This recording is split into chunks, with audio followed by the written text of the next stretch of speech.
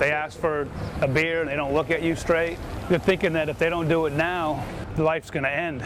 It's a rite of passage, turning 21 and buying a beer or cocktail and celebrating maturity. But scores of teens in Horry County want to start that celebration early. Harry Pieri, owner of Basil's Pizzeria in Cherry Grove, says he deals with this almost every day. They'll just ask for a beer. Pretty much we ask them immediately, do you have an ID? 99.9% of them will say, give me a Coke. We keep our guard up all the time because it only takes one. And that one can have some serious consequences. We dug into just what one offense can mean for a kid drinking underage. One drink means a fine of nearly $700 and up to a month in jail. But the time behind bars may not even be the worst part. Scholarships that they may lose, monies they'll lose through the scholarships.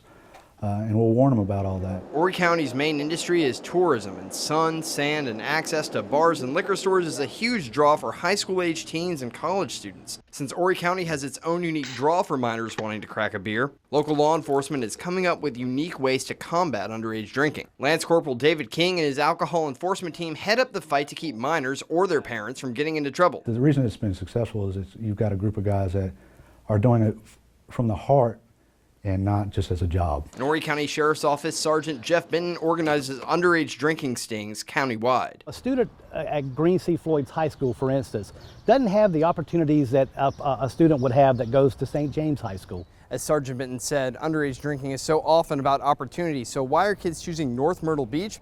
Well, for starters, you have secluded areas like Cherry Grove, but you also have access to major roads, bars, liquor stores, grocery stores, all places where underage kids can find themselves in a lot of trouble. Lance Corporal David King says the alcohol enforcement team arrests about 12 out of every 100 minors they encounter drinking or purchasing alcohol. He says the objective is to educate them first, even if it means scaring them out of doing it again. Put him in cuffs, sat him in the back of that van, and as he was going in there, I allowed his mom to give him a kiss. Dad's crying, everybody's crying. We put him in the back of the van, shut the doors, they say goodbye. We left him in there for about 10 minutes, and then after we got done, we brought him out and we explained it to him, and I'm hoping it's going to be a life-changing experience for him. Another target, making sure bartenders and store clerks don't get complacent when asking for ID. They're so busy, sometimes they'll be overwhelmed by the number of customers. But are their efforts working? We gave two of our employees, Mandy and Ethan, hidden cameras and sent them through North Myrtle Beach to see who would check their ID. The first day, we went through the area enforcement team says they've been in the most. Our main focus has been, like I said, the north end to the main street of town. In each case, either the clerk or bartender asked Mandy for her ID. One even said he needed to check it because police were cracking down.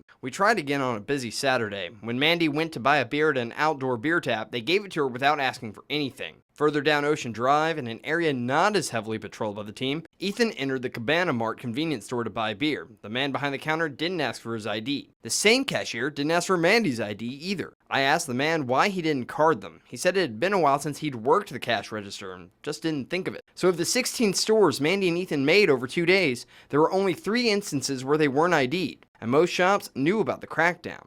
The officers in the alcohol enforcement team say they know the program's working, but for now they're isolated to just North Myrtle Beach. And this is a fight that needs to be taken across the county. We had a department in this county last year say we don't have an underage drinking problem.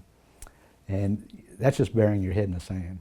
Lance Corporal King says the alcohol enforcement team hasn't actually faced its toughest obstacle for the year yet. He says in June, the alcohol enforcement team starts making its largest number of busts once senior week starts. In the studio tonight, Will Whitson, WMBF News.